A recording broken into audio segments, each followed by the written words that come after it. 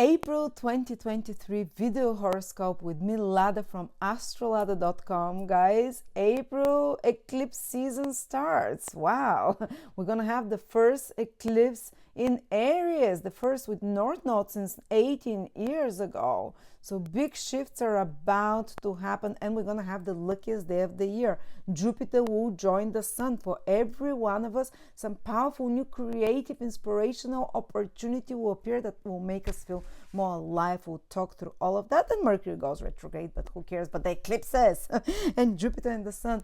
But before I start, I just want to let you know that this is my birthday month, and I only do once a year discount of almost 50% of all of my courses. Only my courses. It's not going to repeat again this year. I'm doing it just for my birthday month for 2-3 weeks. So if you'd like to learn any of my courses, I have foundational, short, long. I will put a link below to all my courses, so you can this is the last time I'm doing it this year, and possibly for years ahead, because I'm gonna do a very different way. We're gonna do a subscription from then on, so it's, so we'll see. So thank you so much. Let's begin the April 20, Sun, Moon, Rising, April 2023. Cancer, quite the happening month. You're here, all of the planets are above the horizon for you mostly, so very public, active month of the year. Happening, visible, you can move things ahead. And you become much more, you'll notice yourself becoming much more motivated, initiative, active, because Mars is already in your sign. Mars is the planet of action, it's the general, and you can be like, go, go, go. Of course, Mars feels a bit icky in Cancer, because you can feel like you can usually act out of emotionalism rather than with, the actions get triggered from emotional reasons. And there's too much feeling into the action sometimes, so that can influence our impartial motivations and actions. But still, you can notice yourself that, and Mars rules your 10th house of career, so you can get more go after, and some important developments can happen in regards to your career, and you can move ahead. There can be some confrontations with authority figures that can get a bit emotional. Just be careful about that. It's a possibility. The ruler of the 10th comes in your first house, but usually it's good for forging forward ahead with goals and plans with your career, to make new plans, to take new actions, and you should be initiative. You should approach whatever you want for your career and get it started, and Mars will give you the kick for that. Of course, you can feel definitely more triggered when Mars is in your sign. Just be careful. It might be good to start some physical workout routine. Fantastic time when Mars is in your sign. Or you can become more physical overall. This is great. And of course, for Cancers, connected to something emotional with an emotional reward at the end, or for emotional reason, or even just getting angry and getting upset, and that's how you start working out. Or because some kind of a pain happens. Mars can be some physical, something hurts you physically, like inflammation or a disruption of your stomach or whatever. So you're like, I'm going to take care of my health now. Because Mars definitely is connected, when it transits the first house, about taking initiative for your body, for your health. But of course, you can be more triggered, instigated, if it's your sun sign, by male figures. Power struggles can happen there, but also you can affirm your willpower more strongly, more, and you can be stronger if it's your moon there. Confrontations with women or family or in emotional relationships can happen, but again, you can take action and affirm yourself and change something there. If it's your ascendant, it's about your physical health, it's about initiating things, about new beginnings, as well, and how you come out more forcefully towards others, which can be a bit of a shock for others, because Cancer is usually a gentle sign, but now you take action. Just try not to bully others, emotionally manipulate them, which can be sometimes an issue there. All right, but the next event is that Saturn is becoming visible at the beginning of the month. It's being born in your 9th house for the first time in 30 years. So you can start laying new structures and new moral rules. You can become very focused on and that will carry on for a long time. That will carry on for 2-3 years, about what is morally right and wrong. There might be the birth of some new moral dilemma that you have to solve, that you're battling with yourself. Is it moral? Is it right to do that? I cannot tell you exactly at what level, but there will be something there, possibly. And that you can establish more moral rules and for yourself and for others. Plus, the ninth house is the house of high education or learning and knowledge. You can start putting new structures and routines around learning, about new plans that you make and new foundations, about pre-qualification, higher knowledge, learning, or something to do with foreign relocation, something to do with foreign documents, papers, and so on. All right, so that's one of the sides of Saturn in the ninth house. But you feel a lot more strongly Jupiter-Sun conjunction, by the way. Oh yes, there is a full moon on the 6th. Full moon in your 4th house with opposition Chiron. So there can be some, Chiron is the planet of the wounded healer. There can be a possibility for healing some long-standing wound connected to family, to home, to parents, to early childhood, to ancestral karma, something that you become aware of, something that emotionally impacts you strongly. And they can, and also it involves the 10th house. It's with the sun, about parents, about, again, is the axis of the parents. Some healing of a situation involving also, if there is some long-standing wounded situation regarding career as well, regarding social standing. But usually this full moon focuses in the 4th house and the 10th, balance between home and family. But around the 6th, and a few days before and a week after, it's a very powerful time to spend with family, to emotionally create a deeper connection, to heal some old wounding, because it's a full moon, it's also about ending stuff and ending some painful karmic family patterns, ending the cycle, so to speak. It's a possibility. Dissolving it, resolving it. It's reached a peak. It cannot go anymore. And Chiron will help with that. Then the next important event goes on the 11th of April, but I think it will be active a lot longer, from the beginning of the month till the 20th of the month.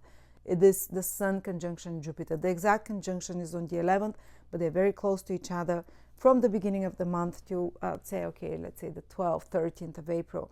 So very lucky, the two very powerful planets, the Sun and Jupiter, are in your house of action. And they're joining on the 11th, but even before that, you can find yourself, again, we have this theme of action. The ruler of the house of action, Mars, is in your sign. So you already get this action, activate yourself physically or ambitiously. Wow, the two most powerful gas giants, the most voluminous planets in our solar system are in your 10th house of action. Again, what are you acting on, guys? You're initiating something and they're joining together. So they can be the inspiration for new action in your life, the inspiration for some new big plan, the inspiration for new big future, that something new being born in regards to your career. It might be a new business idea that comes into your mind, a new inspiration for something that you would contribute to the world that will make you feel meaningful and inspired. Some grand new opportunity for a career can appear. New opportunity for some of you can appear for your own business or career, or something good can come to you from authority figures. They can possibility to clash also with authority figures, but almost like they're pushing you towards something, even if you're not ready. But because the conjunction of the Sun and Jupiter happens in the 10th house, something like authority figures or bosses or father figures, or parent, or someone with power, someone with a higher standing position, can push or can open certain doors for you as well and inspire you towards certain action. Sometimes it can be even through force a little bit. But somehow this sparks your own ambition, your own intuition, to get your own inspiration to act. So you can be downloading information, especially about acting into the world, shifting something into the world, your career, your goals, and so on. And then, of course, there is a full moon, sorry, total solar eclipse, again in your 10th house. So, sorry.